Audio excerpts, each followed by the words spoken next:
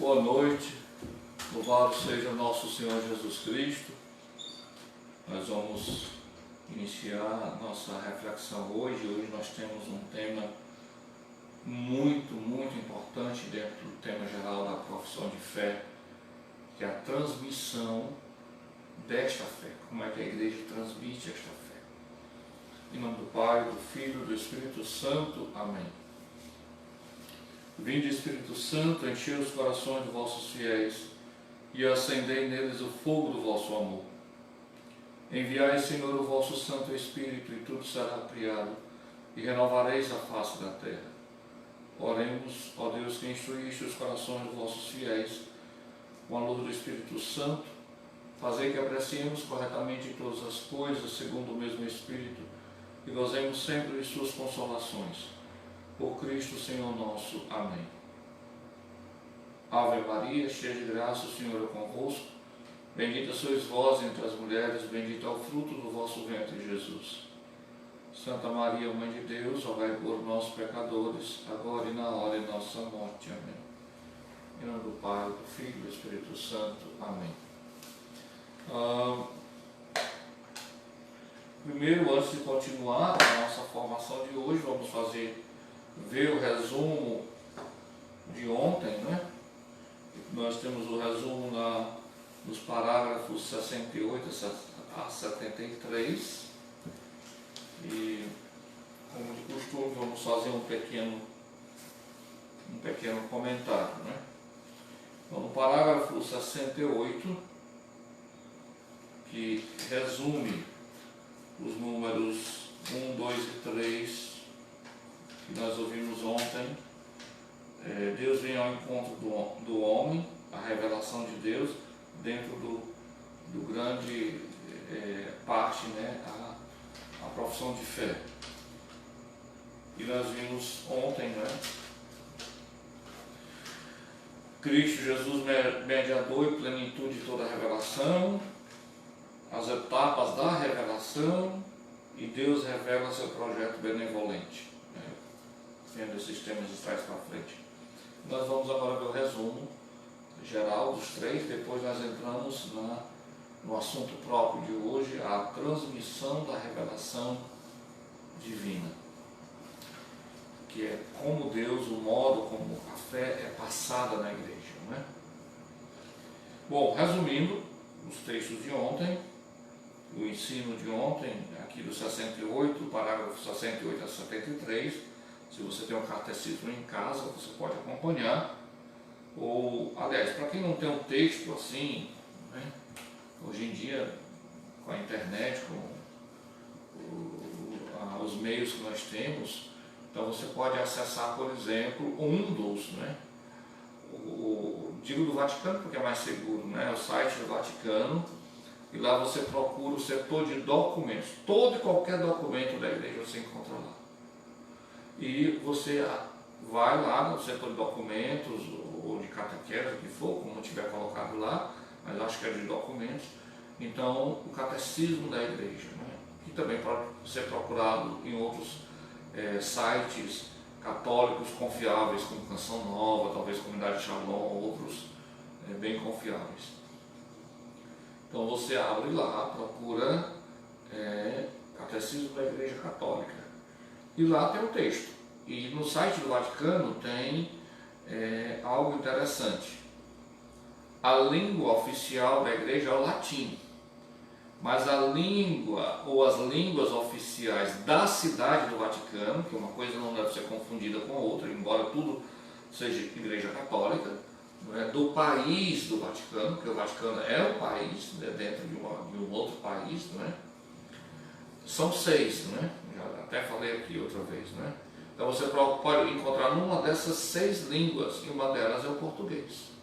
Em primeiro lugar o latim, depois o francês, o inglês, o português, o espanhol e o italiano. Então são 6 línguas que estão lá à disposição, né, para você ver o que você quiser ver no site da Santa Sé. Bom, por amor a Deus, parágrafo 68, Deus revelou-se e doou-se ao homem, traz assim uma resposta definitiva e superabundante às questões que o homem se faz acerca do sentido e do objetivo de sua vida. Então, Deus se revelou à pessoa humana, ele se deu, se entregou totalmente para responder aos questionamentos naturais que todos nós nos fazemos. De onde viemos, por que estamos aqui, como é que a vida começou, será que existe um ser supremo ou não? Então Deus se revela. Parágrafo 69. Deus revelou-se ao homem, comunicando-lhe gradualmente seu próprio mistério por meio de ações e de palavras. Ao comentar esse aspecto da revelação divina, que Deus vai se revelando gradualmente ou pedagogicamente, o problema não é em Deus, o problema é em nós.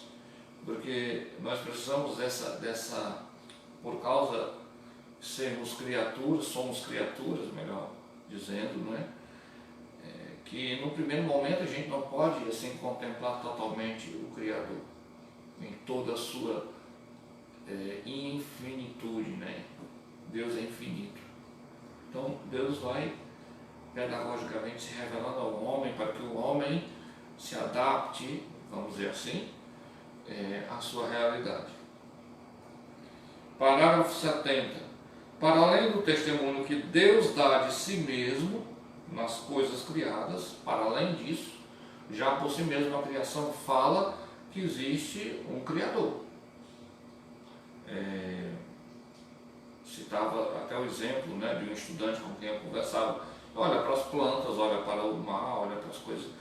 Será que é tão possível, tanta coincidência assim, tudo apareceu por acaso? É claro que crer em Deus ou encontrar a Deus permanece um desafio para o homem, não é? Mas Deus se revela através da sua criação. Mas para além da sua criação, as coisas criadas, ele manifestou-se pessoalmente aos nossos primeiros pais. Isso é bem importante destacar. A revelação que Deus faz de si é a revelação pessoal.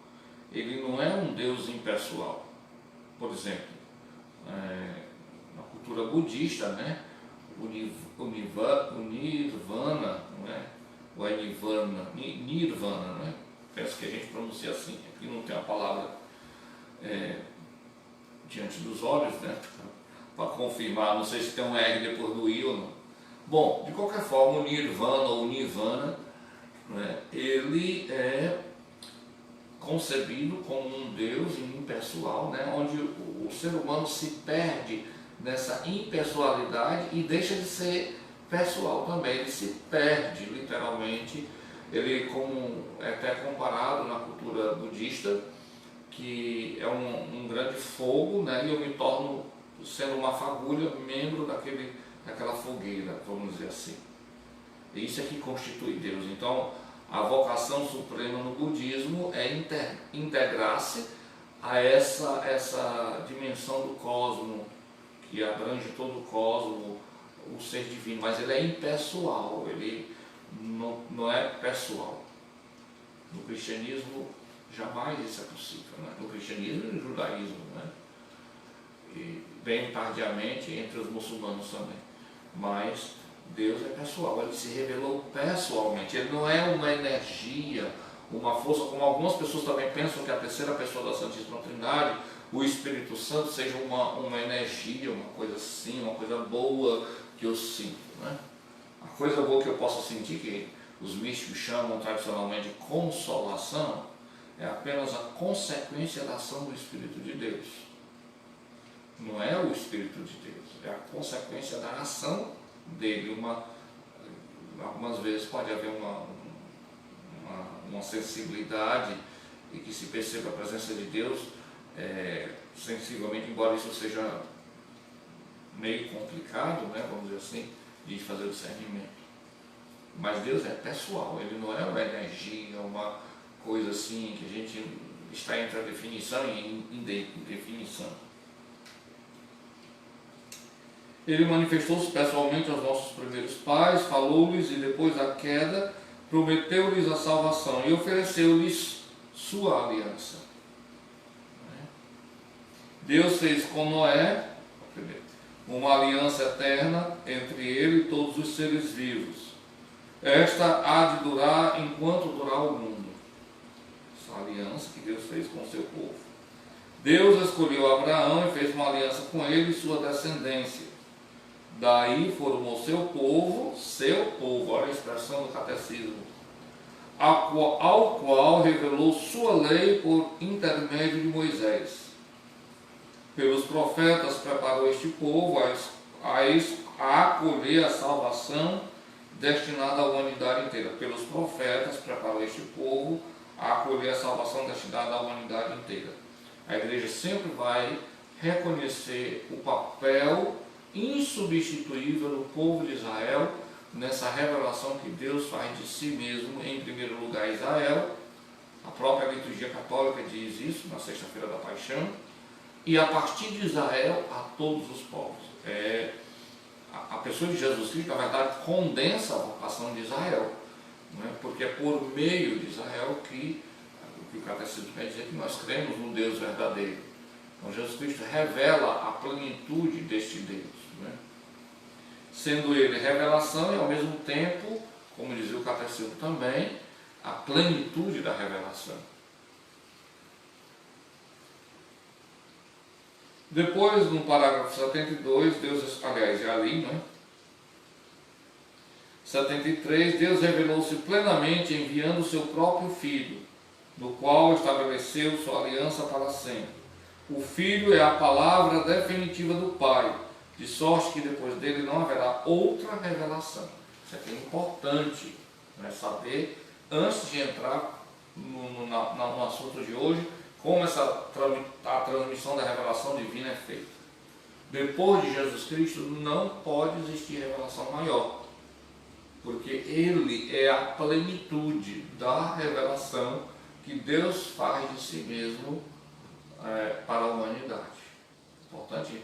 Aí até de relance assim comentamos a questão das revelações particulares. Toda e qualquer revelação particular, Nossa Senhora apareceu em Fátima.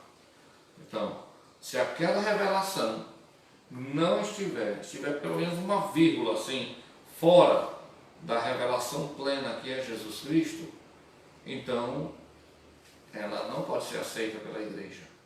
E também um outro aspecto, uma revelação particular, ela nunca traz algo de novo. Ela traz aquilo, dimensões da revelação por excelência, que não pode, que talvez esteja um pouco esquecida. Não é?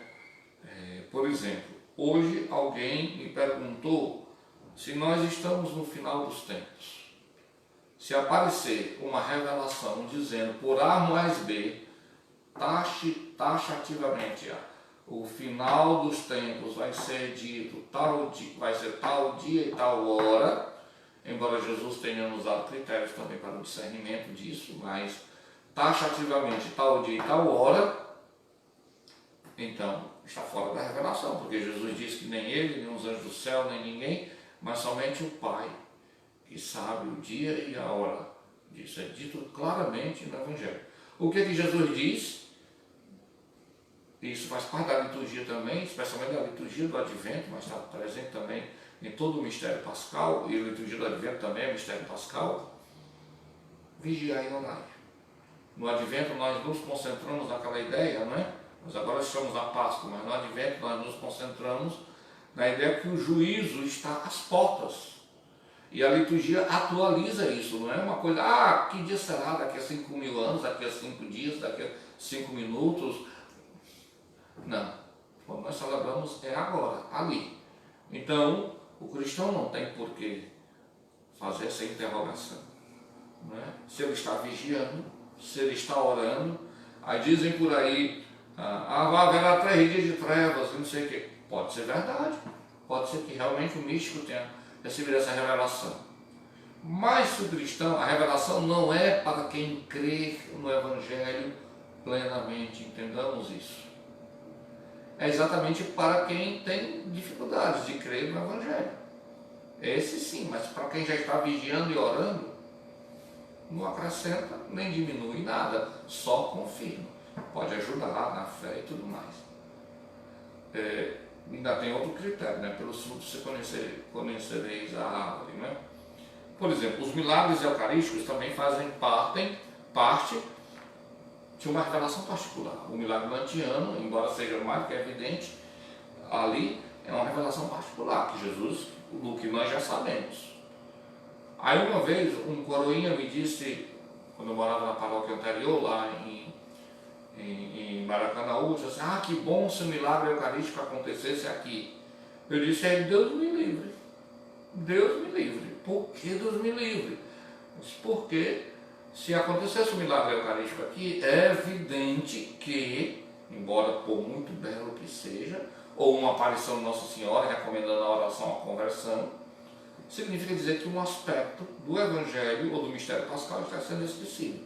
O que é que se quer dizer com uma hóstia que literalmente se transforma, a hóstia sempre se transforma literalmente em corpo e sangue, mas visivelmente, vamos dizer assim, não é? Em corpo e sangue. Que existe um critério de dúvida. Inclusive o lantiano exatamente aconteceu, porque diz a história que o sacerdote era atormentado por sérias dúvidas a respeito da presença eucarística.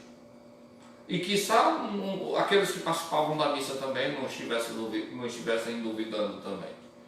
Né? Então, é um sinal de algo. Por exemplo, Medjugorje, que nesses dias é tão questionado, eu já disse mais de uma vez, eu particularmente acho que são autênticas. Mas por que Nossa Senhora fala tanto em oração e em jejum?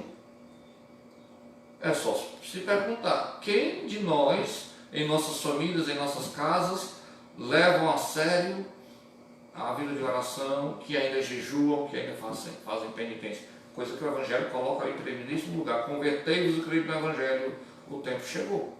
Já está lá no Evangelho. Fazei penitência, o Evangelho chegou, o Cristo chegou.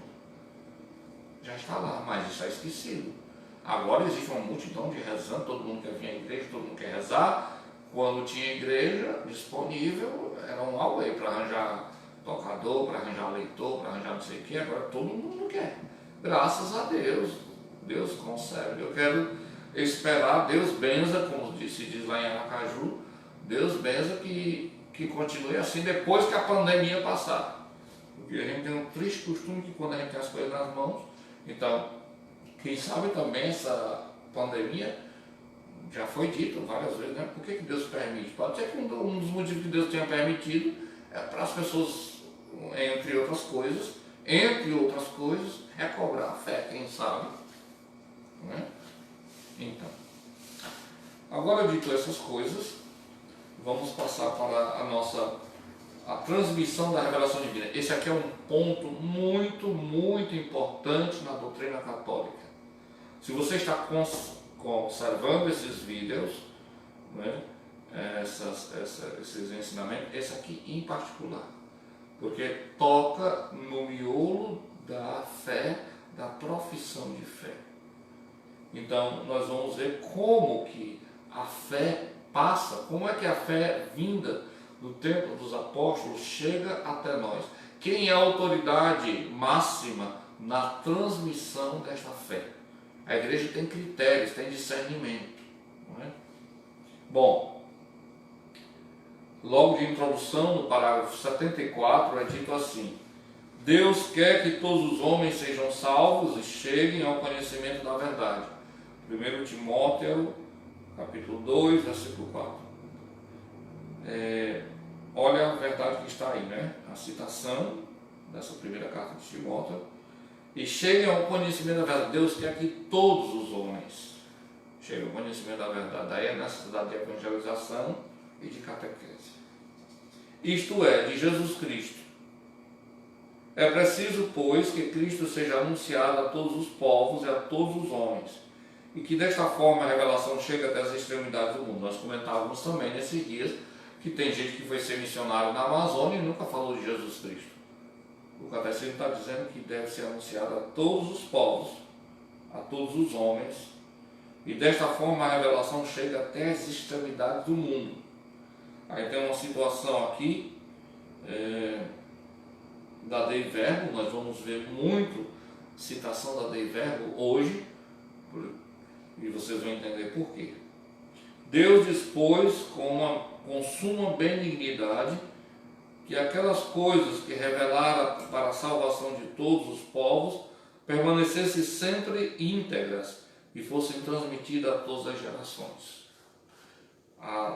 Observe-se que aqui vai se seguir o catecismo, aqui nesse ponto, segue praticamente ao pé da letra o que a Dei Verbum diz. A Dei Verbum é uma definição dogmática do Concílio Vaticano II. Nem todo o concílio foi assim tão pastoral. Existem definições. A Dei Verbum é colocada como uma definição dogmática acerca das Sagradas Escrituras. Bom, a tradição apostólica. O que é tradição apostólica? Em primeiro lugar, que é o primeiro ponto aqui no parágrafo 75, você tem que distinguir, para poder compreender o que está se dizendo aqui, entre tradição com T maiúsculo e tradição com T minúsculo. Tradição com T maiúsculo é uma revelação que Deus faz, aliada às Sagradas Escrituras, mas não presente nas Sagradas Escrituras, mas dependente das Sagradas Escrituras, como nós vamos ouvir. Toca diretamente a fé da igreja. Tradição com T minúsculo, tradições locais, por exemplo, ali naquela comunidade, faz 100 anos, ou 200 anos, 300 anos, que por ocasião da festa do Natal, isso acontece numa paróquia lá em Fortaleza, né, na paróquia de Messejana, esqueci lá, de Messejana mesmo, a festa da coroa de espinho é o terceiro domingo do Advento.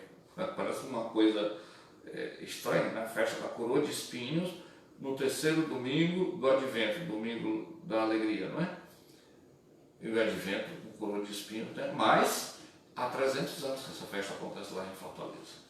Não é uma tradição com T minúsculo, que ela vai dizer o que aconteceu, e essas coisas podem ser mudadas.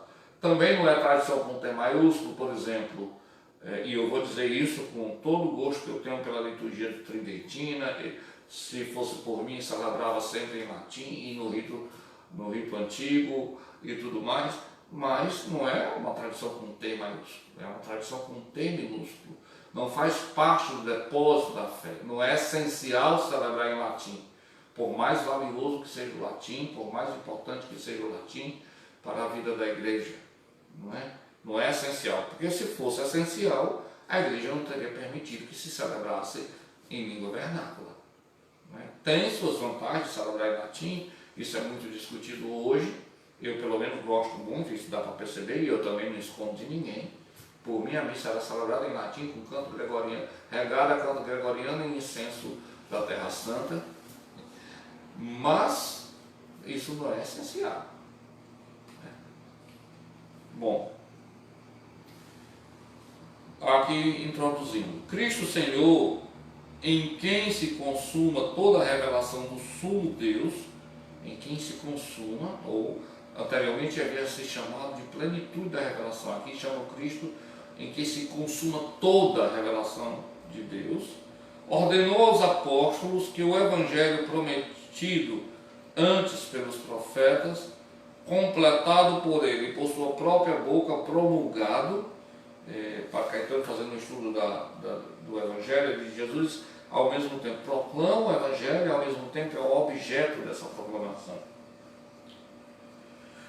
Fosse por eles pregado a todos os homens como fonte de toda a verdade salvífica e de toda a disciplina de costumes, comunicando-lhes os dons divinos.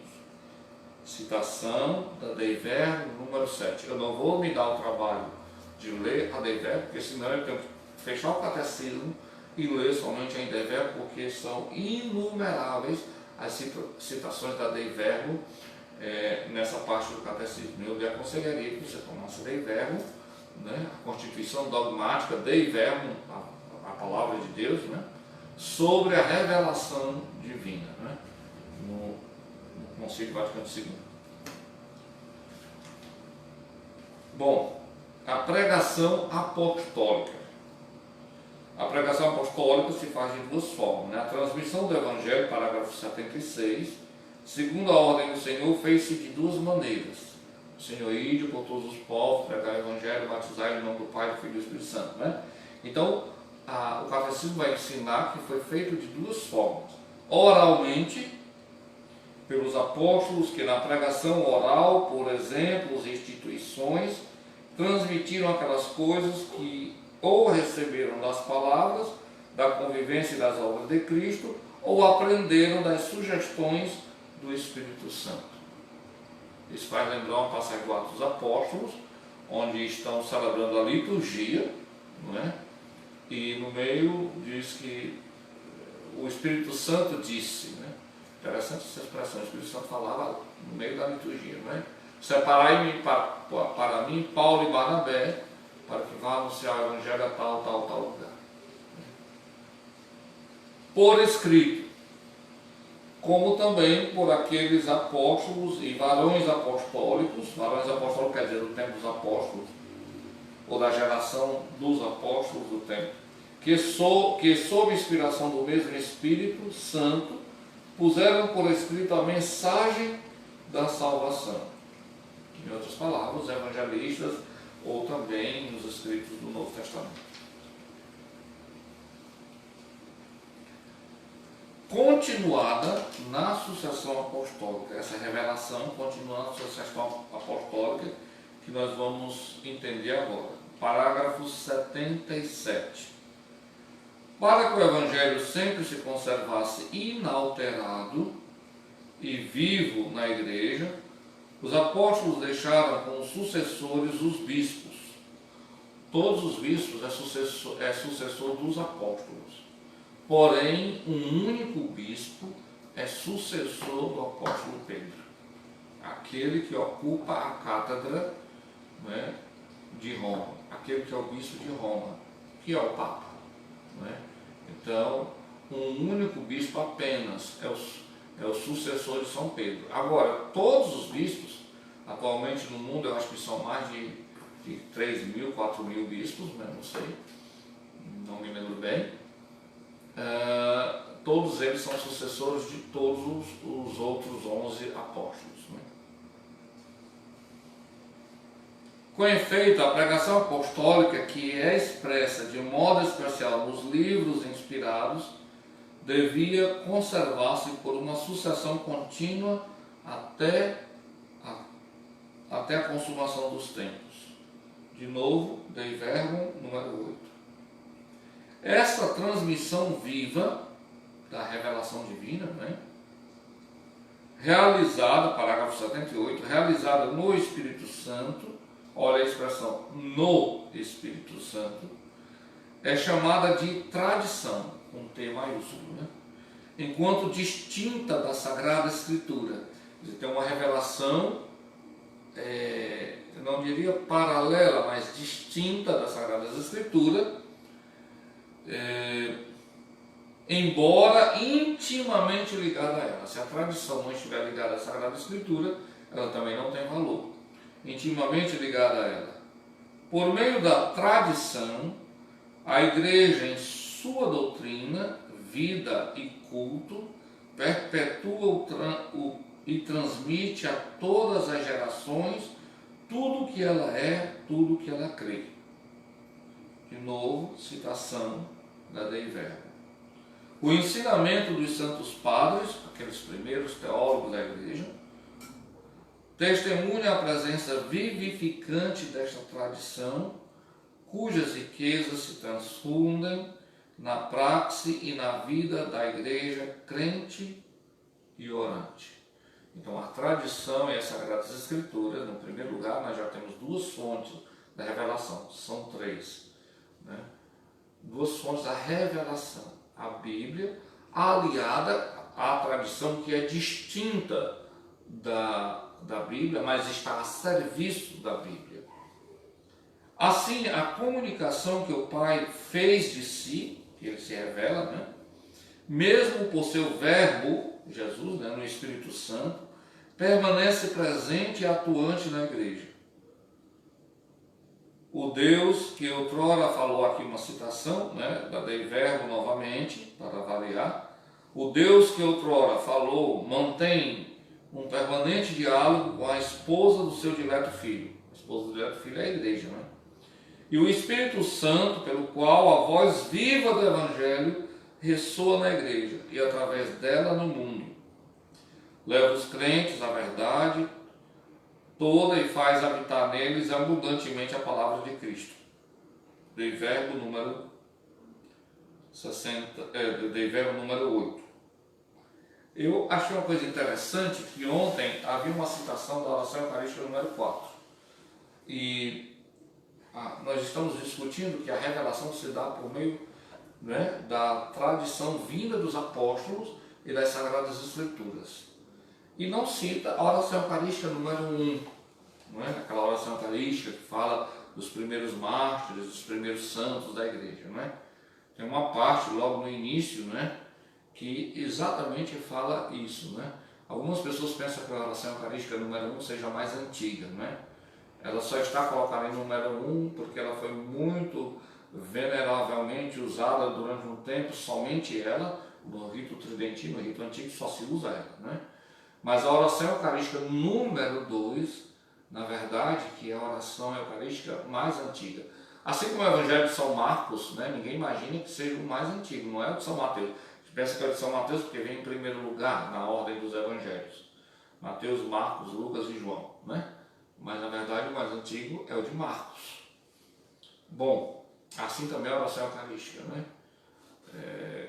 A segunda que é a mais antiga, né?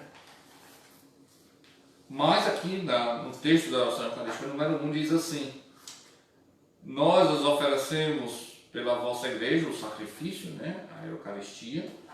Nós os oferecemos pela vossa igreja santa e católica. Concedei-lhe paz e proteção, unindo-a num só corpo e governando-a por toda a terra. Nós também as oferecemos, o santo sacrifício da missa, né? Pelo vosso servo, o Papa, aí diz o Papa que está atualmente, né? Que atualmente agora é o Papa Francisco, por nosso bispo, que aqui no nosso caso é Dom Mariano, e por todos, olha a frase, né? E por todos que guardam a fé que receberam dos apóstolos, né? Então, durante a oração eucarística número 1 é confessado a tradição da igreja, a tradição com T maiúsculo e as Sagradas Escrituras, que nos vem por meio dos apóstolos. Oferecemos este sacrifício por todos aqueles que guardam a fé que receberam dos apóstolos. Então, a fé que nós vivemos na igreja, nós recebemos diretamente por meio da igreja, que eu digo, dos apóstolos. Então, por exemplo, é muito grave que no século XVI, e já no ano 1000, mas no século XVI principalmente, com Lutero, que se faça um racha, uma suposta reforma. Não é que, como já dissemos, né, que um fiel não possa reclamar das coisas que estão em desordem dentro da igreja. Então, Lutero, certamente, em algumas coisas ele estava muito certo. Algumas coisas não estavam em ordem no século XVI dentro da igreja. Mas o problema de Lutero não é esse, embora que algumas coisas que ele reclamou também não estavam de maneira nenhuma correta. Por exemplo, os protestantes, e de maneira particular das igrejas tradicionais, e até hoje, né, tem, como é que se diz, somente 2 sacramentos, praticamente o batismo e o matrimônio. O que eles chamam de crisma ou de celebração da Eucaristia não é verdadeiro sacramento. Ou, por exemplo, abandonaram a tradição e ficaram, por isso a expressão sola escritura, né? Só a escritura, que isso foge totalmente à tradição vinda dos apóstolos. Então há um quebra nesta realidade e perdeu a homogeneidade da revelação, né? Isso é o grave erro do protestantismo. Por isso que naquele movimento aqui, fazendo uma digressão, né? Nossos irmãos separados nos Estados Unidos, que se transformou e também aqui entre nós, em várias igrejas, exatamente porque cada um tem a liberdade de interpretar como quer, não reconhece uma autoridade central, como vai dizer, que tem o ofício de interpretar, que é o magistério, que nós vamos ver daqui a pouco, o magistério dos bispos unidos com o Santo Padre, a partir da tradição e da Bíblia. Não é? Então cada qual o que achar que está certo está, então eu vou pelo aqui, eu vou por ali, porque eu acho que isso aqui está certo, eu também acho que está todo mundo certo, e não cada qual pode fazer o que dá na telha. E aí alguns pastores protestantes foram lá nos Estados Unidos, né, se reuniram, mas por que nós brigamos tanto entre si? E olhando para a Igreja Católica, eles disseram: a Igreja Católica, apesar dos pesares, porque onde tem pessoas humanas tem defeitos, mas a Igreja em si é santa, porque é o corpo místico de Cristo, mas constituída de homens pecadores. Por que a Igreja, apesar dos pesares, com o defeito que todo mundo tem, ela permanece unida? Aí eles foram estudar o início do cristianismo. Ora, não deu outra. Se você estuda os 3 primeiros séculos da Igreja em particular, você vai descobrir que só existe uma igreja. E aí nos Estados Unidos, esse movimento enorme que a mídia não fala de jeito nenhum, né? De paróquias inteiras, dioceses inteiras, voltando para a Igreja Católica, porque eles começaram a estudar.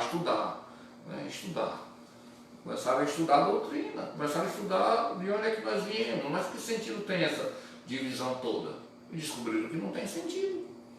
A igreja sempre foi a igreja desde sempre. Só no século XVI, quer dizer, 1500 anos depois de Nosso Senhor Jesus Cristo, da ressurreição do Nosso Senhor Jesus Cristo, que aparece um gaiato querendo fundar uma própria igreja para ele. Não tem sentido. Scott Hahn, aquele grande biblista, né, gosto muito dele, é um exemplar talvez mais eminente dessa volta para a Igreja Católica que acontece no momento dos Estados Unidos, né? Scott Hahn, você pode procurar também no YouTube, é só o que tem. Já foi algumas vezes na Canção Nova, da palestra, um grande biblista, um exímio biblista, não é? E ele caiu nessa também, né? Foi estudar as origens, ele se tornou católico, não é? Ele mesmo dá um testemunho, você pode procurar o testemunho de Scott Hahn no YouTube, não é? Bom, continuando aqui nosso parágrafo que estávamos lendo, o parágrafo 79 agora. Assim a comunicação que o Pai fez de si mesmo por seu verbo no Espírito Santo permanece presente e atuante na igreja. Aliás, já lemos esse parágrafo. Agora nós vamos para a segunda parte desta sessão, né, deste artigo, a transmissão da revelação divina, que vai falar a relação entre a tradição e as Sagradas Escrituras. E depois nós vamos ver a relação entre a tradição sempre com T maiúsculo, as Sagradas Escrituras e o magistério da igreja. Uma fonte comum, né? Elas então, a tradição e as Sagradas Escrituras, né, elas estão entre si estreitamente unidas e comunicantes. Comunicantes é uma coisa que, né, que eu me comunico, eu dou algo para alguém me dá como, no bom sentido da palavra, um comércio, né? Pois, promanando ambas da mesma fonte divina, formam de certo modo um só todo e tendem para o mesmo fim. Apesar da tradição ser distinta da Escritura, com a Escritura forma um todo. Isso é a citação da Dei Verbo novamente, Dei Verbo número 9 agora. Tanto uma como outra tornam presente e fecundo na igreja o mistério de Cristo, que prometeu permanecer com os seus todos os dias até a consumação dos séculos. Mateus capítulo 28, versículo 20. Então, quer conhecer Jesus Cristo? Você precisa conhecer as Escrituras, claro, em primeiríssimo lugar, aliada a essa tradição da igreja. Aí coloca aqui 2 modalidades distintas de transmissão. Parágrafo 81. A Sagrada Escritura, aqui veja, a Sagrada Escritura está escrita com letras maiúsculas, com as iniciais maiúsculas, melhor dizendo, é a palavra de Deus. A palavra de Deus também é escrita com iniciais maiúsculas, enquanto redigida sob a moção do Espírito Santo. Quanto à Sagrada Tradição escrita com também caracteres maiúsculos, as iniciais, ela transmite integralmente aos sucessores dos apóstolos a palavra de Deus. Quem são os sucessores dos apóstolos? Aos bispos. Confiada por Cristo Senhor e pelo Espírito Santo aos apóstolos, para que, sob a luz do Espírito de verdade, eles, por sua pregação, fielmente a conservem, exponham e difundam. A primeira missão do bispo é conservar, expor e defender, né, e difundir a fé. É interessante que os presbíteros, eles são colaboradores do bispo. O bispo é o sacerdote na sua diocese. E nós participamos com ele do único sacerdócio, que é, na verdade, o sacerdócio único de Jesus Cristo. Daí resulta que a igreja a qual estão confiadas a transmissão e a interpretação da revelação não deriva a sua certeza a respeito de tudo que foi revelado somente da Sagrada Escritura. As certezas que a igreja tem não vêm somente das Sagradas Escrituras. Por isso, ambas devem ser aceitas e veneradas, a Bíblia e a tradição com T maiúsculo, e veneradas com igual sentimento de piedade e reverência. Eu vou dar um exemplo bem clássico, quando um católico não tem conhecimento da sua própria fé. Aparecem nossos irmãos separados, né, mal intencionados ou não, só Deus sabe, só Deus conhece, e aí ele bate na sua porta e diz que você tem que se converter, porque você está no lugar errado, porque a Bíblia, e repare que o protestante vai falar só sobre a Bíblia, ele nunca vai citar a tradição, e daqui a pouco eu vou falar de um dado da tradição, né, para só você dar um exemplar, e aí vai dizer, mas na Bíblia está dizendo isso aqui, a Bíblia não está dizendo isso. E o católico mal informado, que não sabe que a igreja tem duas fontes de revelação, uma ligada à outra, uma vem em primeiro lugar, sem dúvida, as Sagradas Escrituras em primeiríssimo lugar, mas a tradição distinta das Sagradas Escrituras, mas ao mesmo tempo ligada a esta, fazem a revelação que Deus faz de si e dos seus mistérios à igreja. Aí falei, então eu tenho que virar protestante, porque essa que é a religião certa. Meu povo padece por falta de conhecimento. Uma citação clássica, por exemplo, nossos irmãos protestantes têm falado por exemplo, da Assunção de Nossa Senhora. Onde é que tem a Assunção Nossa Senhora? Lá em Fortaleza, que é uma festa grande, né? Porque a cidade de Fortaleza é Fortaleza de Nossa Senhora da Assunção. Dia 15 de agosto, lá é celebrado no dia mesmo. 15 de agosto é feriado, né? E as pessoas, né, os católicos estão reclamando, porque quando é a ocasião da festa da Assunção da Virgem, aparece um protestante questionando, aí os protestantes falam, não tem mesmo na Bíblia não. Aí os protestantes com malícia ou não, chega, procure, me mostra aí na Bíblia onde é que tem a Assunção, e alguns católicos até bem intencionados, mas que não conhecem nada de doutrina, né? Aí, procura, pai, procura ali, procura, não tem mesmo não, vixe, a igreja está me enganando. Quer dizer, faz 2000 anos que a igreja está enganando, né? Faz 2000 anos também que o nosso Senhor permitiu que a sua igreja continuasse enganando todo mundo. As Sagradas Escrituras podem ter palavras que indiretamente falam, e aqui entra a questão da teologia, da nova Eva, do novo Adão, e eu não vou entrar nessa questão. Mas a festa da Assunção da Santíssima Virgem talvez seja o exemplar mais eminente da tradição da igreja. Tradição com T maiúsculo. Já no século II, havia um apócrifo, sabe o que é? Apócrifos são aqueles livros que não entraram na Bíblia, não é? Mas que tem uma coisa inspirada, uma ou outra, que inclusive entraram na liturgia. Por exemplo, o nome dos pais de Nossa Senhora, Joaquim e Ana, é dos apócrifos. A festa da apresentação de Nossa Senhora, 21 de novembro, é dos apócrifos. O costume de acender fogueira de São João é dos apócrifos também. Deixa eu ver, tem tantas coisas na nossa liturgia. E no século II já existiam, eu passei um ano estudando apócrifos do Antigo Testamento, porque também tem apócrifos do Antigo Testamento, e mais outro ano só estudando os apócrifos do Novo Testamento. Um dos apócrifos do Novo Testamento é chamado literalmente Assunção da Virgem. Mas você pode me dizer, mas para a igreja nunca aprovou esse evangelho. É verdade. Mas é sim, e aqui eu não vou entrar nos detalhes porque que não aprovou, certamente ela não viu como inspirar, basta dizer isso, né? Mas é sintomático que no século II da era cristã, quer dizer, menos de 200 anos da ressurreição do nosso Senhor, 100 anos, né? Praticamente, basta você diga 101 anos depois, né? Já é século II, né?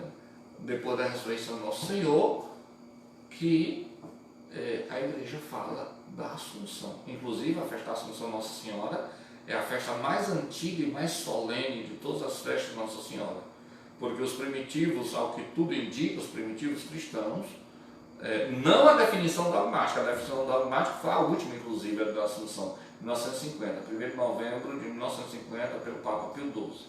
Uma coisa é ter a festa presente na igreja, assim também outra coisa é a definição dogmática. Então a festa da Assunção da Santíssima Virgem é a mais antiga e mais solene, e é o que tudo indica, os primeiros cristãos a celebravam todas as prerrogativas de Maria numa festa só, no dia 15 de agosto.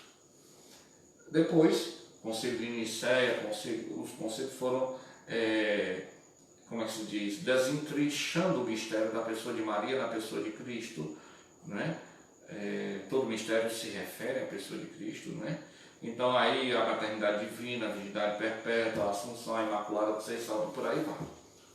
Agora vem de janeiro todas as graças que dizem que João Paulo II estava a ponto de definir dogmaticamente, mas foi diassudido, né? Ou lhe fizeram desistir por causa das questões ecumênicas, de diálogo com nossos irmãos separados e tudo mais, que tem que ver. Já no tempo da definição dogmática da Assunção, também se disse isso ao Papa Pio XII. É interessante notar também uma outra coisa, que as definições dogmáticas, elas também funcionam um pouco como os milagres eucarísticos ou outras manifestações sobrenaturais. Porque se eu tenho necessidade de reafirmar uma coisa, é porque existe uma certa dúvida na igreja. A igreja do Oriente, tanto católica como ortodoxa, nunca precisou de definições dogmáticas, embora a igreja católica do Oriente tenha que se submeter à igreja de Roma, obviamente. Mas os ortodoxos não têm definição dogmática. Por quê? Porque simplesmente eles acreditam. Eles têm a festa da Assunção. Eles acreditam que Maria é Imaculada, mas não precisa definir, né? Porque já acreditam, simplesmente acreditam, né? É sintomático no Ocidente, não é? Essa tendência, a inteligência que o Ocidente tem, assim, no sentido de ser muito racional, é uma coisa muito boa, mas por outro lado cai em erros de duvidar, nem tanto a praia nem tanto ao mar. O Oriente é ao contrário. Quase todas as heresias vieram do Oriente, praticamente todas. Por quê? Porque eles são muito assim, muito místicos, muito, né? Só observar uma liturgia bizantina, belíssima, diga de passagem, e você vê o quanto eles são místicos, né? Mas, por outro lado, cai no outro extremo, né? Vê até coisa que não existe. Né? Bom, então, voltando aqui, a tradição apostólica e as tradições eclesiais. Aliás, quanto à sagrada tradição, ela transmite integralmente aos sucessores dos apóstolos a palavra de Deus, confiada por Cristo Senhor e pelo Espírito Santo aos apóstolos, para que, sob a luz do Espírito de verdade deles, por sua pregação, fielmente a conservem, exponham e difundam. Daí resulta que a igreja a qual estão confiadas a transmissão e a interpretação da revelação, a igreja está confiada à transmissão, e não só a transmissão, mas a interpretação da revelação, não deriva a sua certeza a respeito de tudo que foi revelado somente da Sagrada Escritura. Por isso, ambas devem ser aceitas e veneradas com igual sentimento de piedade e reverência. com igual sentimento de piedade e reverência. Bom, a tradição apostólica e tradições eclesiais, ela vai fazer essa diferença de tradição com T maiúsculo, tradição com T minúsculo, como eu estava explicando. A tradição aqui falamos, no parágrafo 83, é a que vem dos apóstolos e transmite o que estes receberam do ensinamento e do exemplo de Jesus e o que receberam por meio do Espírito Santo. Com efeito, a primeira geração de cristãos ainda não dispunham de um Novo Testamento escrito. E o próprio Novo Testamento atesta o processo da tradição viva. Isso é muito importante porque os nossos irmãos separados dizem só a Escritura, quer dizer, só o livro aqui, a Bíblia aqui. O padre Paulo Ricardo diz isso muito engraçadamente no encontro que ele teve com o professor Felipe Aquino, que está aí no YouTube e por aí.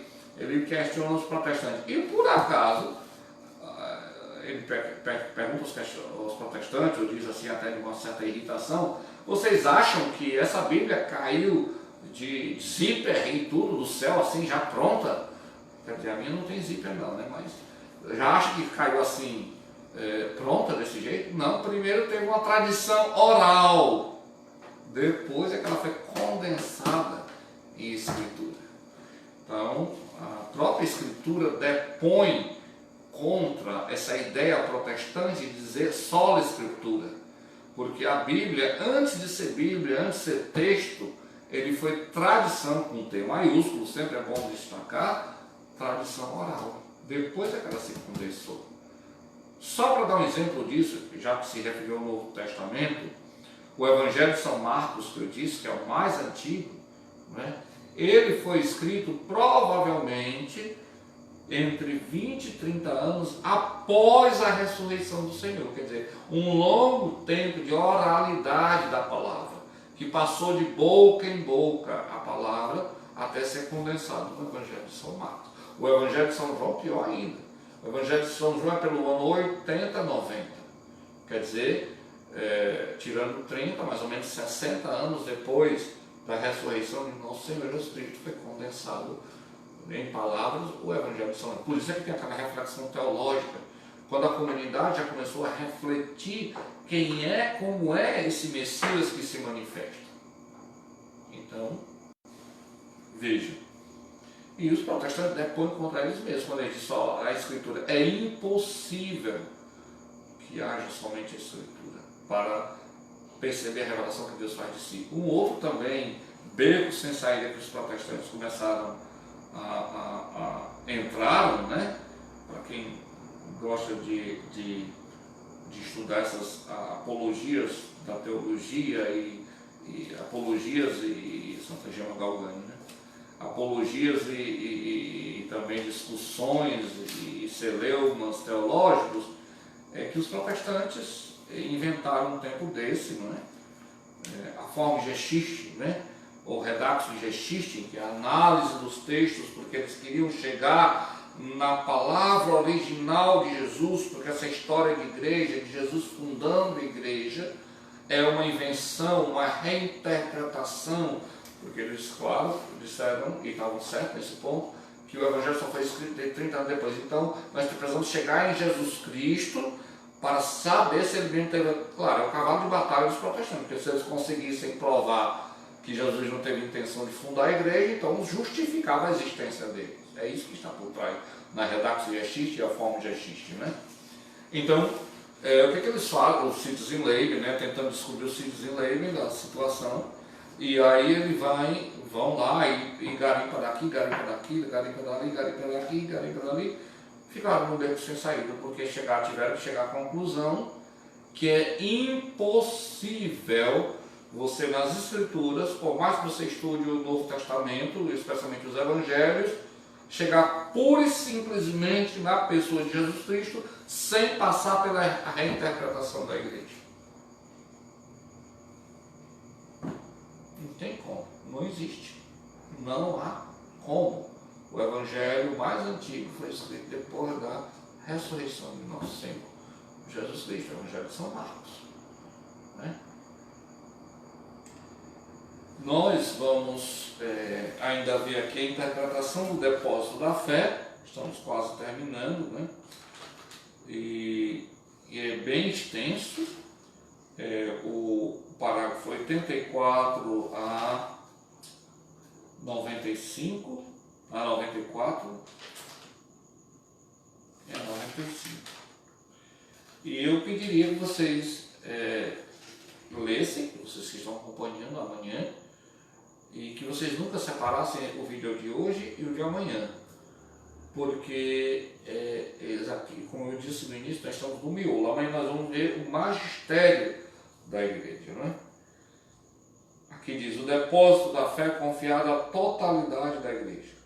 O patrimônio sagrado da fé, depositum fidei, como se diz em latim, contido na Sagrada Tradição e na Sagrada Escritura, foi confiado pelos apóstolos à totalidade da igreja, apegando-se firmemente ao mesmo.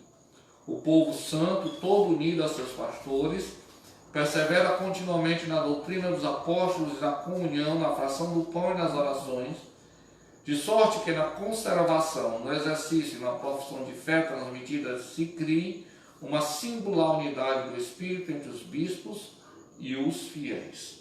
De novo, citação da Dei Verbum. Então nós vamos ficar por aqui. Então peço que vocês leiam esse texto antes de a gente discutir amanhã. E só para terminar, ontem que nós falamos do Papa Pio XII, depois eu lembrei de colocar o detalhe seguinte. Depois daquela confusão que o Papa, quando Hitler quis invadir Roma, inclusive era plano de Hitler sequestrar o Papa, e o Papa muito inteligentemente tinha uma carta secreta, né, que ele tinha escrito, e tinha dito para a irmã Pasqualina, sua fiel escudeira, né, vamos dizer assim, e uma irmã que teve uma influência impressionante, né, para a época, né, e ele escreveu uma carta, e ela sabia onde ele estava, porque ele disse a ele e disse ao secretário mais íntimo, né, se Hitler me sequestrar, a carta da renúncia está aqui. Veja a inteligência do Papa Pio XII. Quer dizer, Hitler nunca ia conseguir sequestrar o Papa, ainda que colocasse as mãos em Pio XII, porque ele disse na carta: se ele me sequestrar, automaticamente estou renunciando ao pontificado. Interessante isso, né?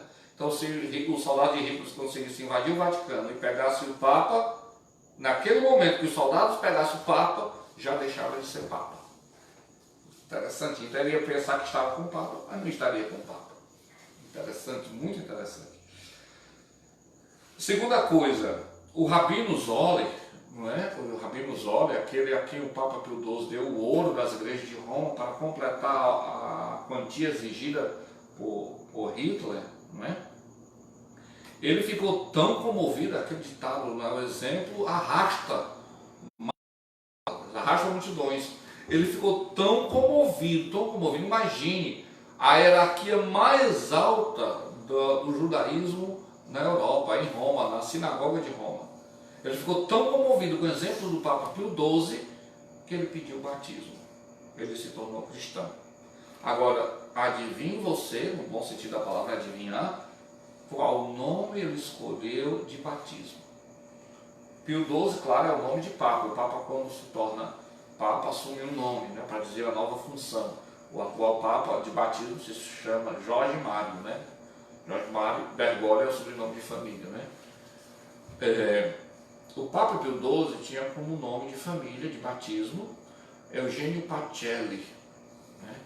E o Rabino Zoller, em homenagem ao Papa Pio XII, e isso não se diz, a mídia jamais vai dizer isso, que acusa falsamente o Papa Pio XII, pediu o batismo, mais tarde a sua esposa, seus filhos também, e no ato do batismo ele pediu para ser batizado com o nome de Eugênio Pacelli. Louvado seja nosso Senhor Jesus Cristo, para sempre seja louvado.